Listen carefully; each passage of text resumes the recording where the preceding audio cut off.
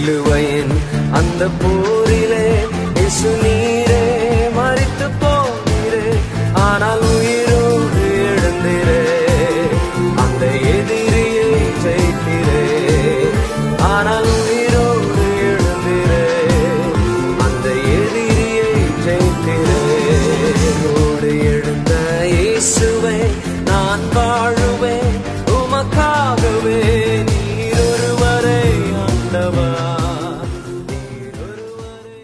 கர்த்தருக்குள் அன்பான தேவ பிள்ளைகளே, ஆண்டவரும் இரட்சகருமாகிய இயேசுவின் நாமத்தில் உங்களுக்கு என் அன்பின் வாழ்த்துதலை நான் தெரிவிக்கிறேன்.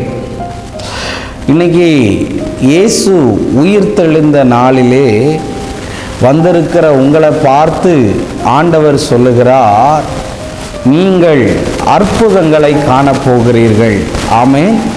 என்னுடைய சார்பாகவும் என்னுடைய அரைஸ் ஃபார் கிரைஸ்ட் மினிஸ்ட்ரி என்ற ஊழியத்தின் சார்பாகவும் உங்களுக்கு இந்த ஈஸ்டர் திருநாளில் உங்களை நான் வாழ்த்தி ஆசீர்வதிக்கிறேன். இந்த நாளிலேயும் வெளிப்படுத்தினல் விசேஷம் 1வது அதிகாரம் அதனுடைய 18வது வசனத்தை வாசிக்கிறேன். மரித்தேன், ஆனாலும் இதோ சதா காலங்களிலும் உயிரோடு இருக்கிறேன் என்று இயேசு சொல்லுகிறார். ஆமென்.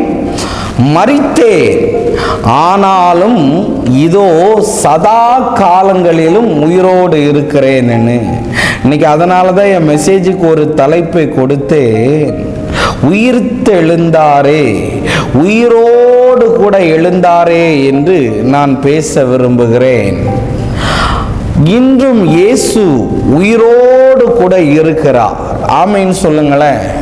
நாம் மரித்து போன ஒரு தேவனை ஆராதிக்கவில்லை, மரித்து உயிரோடு கூட எழுந்த இயேசுவை நாம் ஆராதித்து கொண்டிருக்கிறோம். இயேசு இன்றும் உயிரோடு கூட இருக்கிறார். அவர் என்னைக்கும் உயிரோடு கூட தான் இருப்பார். இன்னைக்கு ஒருவேளை சாக கிடக்கிற ஒரு நிலைமையில நான் இருக்கிறேன் பிரதர், செத்து செத்து வாழ்றேனேன்னு நீ சொல்லிக்கிட்டு இருப்பனா, என் ஆண்டவர் சொல்லுகிறார், அவர் உனக்கு உயிர் மீட்சியை தரப்போகிறார். ஏன்னா அவர் உயிரோடு கூட எழுந்த தேவன் என்று வேதம் சொல்லுகிறது. அப்போஸ்தலர் 1வது அதிகாரம் அதனுடைய 3வது வசனத்தை வாசிக்கிறேன். அவர் பாடுபட்ட பின்பு 40 நாளளவும் அப்போஸ்தலருக்கு தரிசனமாகி தேவனுடைய ராஜ்யத்துக்குரியவைகளை அவர்களோடு பேசி அநேக தெளிவான திருஷ்டாந்தங்களினாலே அவர்களுக்கு தம்மை உயிருள்ளவராய் காண்பித்தார் என்று எழுதியிருக்கிறத பார்க்க முடியும். இயேசு உயிரோடு எழுந்த உடனே அநேக அற்புதங்களினாலும் அநேக அடையாளங்களினாலும் தன்னை உயிருள்ளவராய் காண்பித்தார் என்று வேதம் சொல்லி இருக்கிறது. இன்னைக்கு இயேசு உயிரோடு கூட எழுந்தது எதற்காக? எனக்கு எந்த அற்புதம் நடக்கலைன்னு நீ பார்த்துக்கிட்டு இருக்கிறையோ, எனக்கு எந்த ஒரு ஆசீர்வாதம் வரலன்னு நினைக்கிறையோ, அதுக்கு ஆண்டவர் உனக்கு சொல்லுகிறார், அவர் உயிரோடு எழுந்தது அநேக தெளிவான அற்புதங்களையும் அநேக தெளிவான விடுதலையையும் உனக்கு தரும்படியாகத்தான் இயேசு இன்றும் உயிரோடு கூட இருக்கிறார்.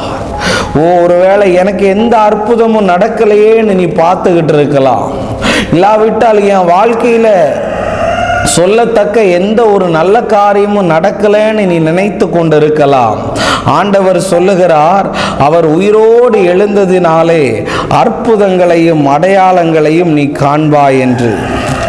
இன்னும் ஒரு வசனத்தை காண்பிக்கிறேன். யோவான் எழுதின சுவிசேஷம் 20வது அதிகாரம் அதனுடைய 25வது வசனத்தை வாசிக்கிறேன். மற்ற சீஷர்கள் கர்த்தரை கண்ணார கண்டோம் என்று அவனோடு சொன்னார்கள். அதற்கு அவன் அவருடைய கைகளினால் ஆணிகளால் உண்டான காயத்தை நான் கண்டு அந்த காயத்திலே என் விரலை விட்டு என் கையை அவருடைய விலாவிலே போட்டால் ஒழிய விசுவாசிக்க மாட்டேன் என்றார். இயேசு உயிரோட கூட எழுந்தார்னு சீஷர்களுக்கு எல்லாம் ஆண்டவர் தரிசனத்தை கொடுத்து வருகிறார். அந்த நேரத்தில் தரிசனமான போது தோமா அங்கே இல்லை. தோமா கிட்ட சீஷர்கள் எல்லாம் சொல்றாங்க, என்னன்னு, இயேசு உயிரோட எழுந்துட்டாருப்பா, நீ நம்புன்னு சொல்லுகிறார். ஆனால் கூட இருந்தவங்கெல்லாம் என்ன சொல்கிறாங்க தெரியுமா?